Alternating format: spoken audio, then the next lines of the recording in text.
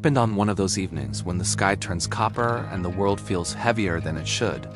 Old Farmer Briggs sat on his creaking porch chair, rubbing the stiffness out of his knees, when he noticed his old dog Cooper dragging something through the dust, an old, torn, dirt-stained blanket. The same blanket Briggs had buried years ago next to a small wooden cross behind the barn. A blanket he never expected to see again. A blanket that belonged not to a person, but to a dream he had long stopped talking about.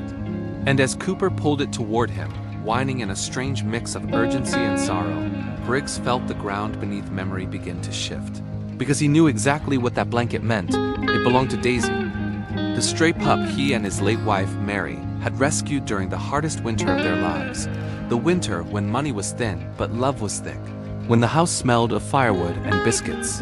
And Daisy had sleepily chewed the corner of that same blanket, while Mary hummed lullabies she used to sing to the daughter they never got to raise. Briggs remembered how Cooper and Daisy grew up together.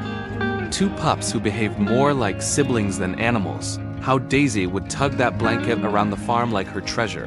How Mary laughed every time Daisy dragged it into the kitchen as if offering it to her. And how the house felt fuller, warmer, kinder in those days. And then he remembered the day Daisy didn't come home. The day the storm hit. The day Cooper returned soaked and trembling, barking desperately toward the woods. And Briggs searched until his lantern dimmed but never found her. Until days later he discovered her cold and still near the creek. The blanket tangled beneath her, as if she had tried dragging it home but didn't make it. And Mary cried so hard that Briggs buried the blanket so she wouldn't see it again. But now, years later, long after Mary had passed, and the farm had fallen into a rhythm of quiet loneliness, here was Cooper dragging that same blanket back to him, as though unearthing not cloth but a chapter of their shared heart.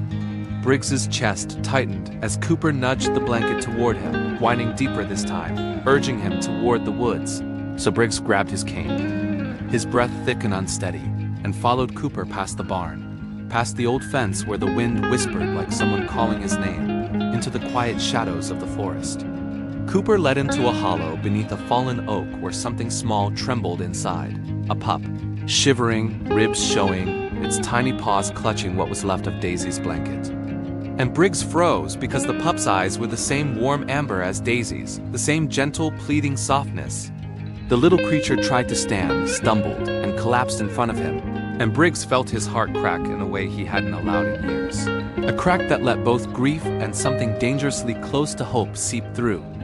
He knelt slowly, knees screaming but spirit suddenly alive, wrapped the trembling pup in the blanket, and whispered, "It's all right now, Lil One. You're home."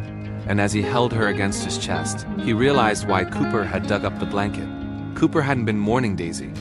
He had been preparing Briggs for the arrival of something new. Something fragile but full of promise. Something Briggs didn't know he still deserved. Carrying the tiny pup back toward the farm, he felt a weight lift from places inside him he had forgotten existed. And for the first time since Mary's passing, the farmhouse didn't look old or lonely. It looked like a place where beginnings were still possible. That night, as the wind brushed against the porch, and Cooper curled beside the new pup who slept wrapped in Daisy's blanket, Old Farmer Briggs sat with tears running freely down his weathered face. Not from sorrow, but from a strange healing that only time, memory, and a faithful dog can deliver, because sometimes life breaks your heart clean open just so something small, shaking and full of love can crawl inside.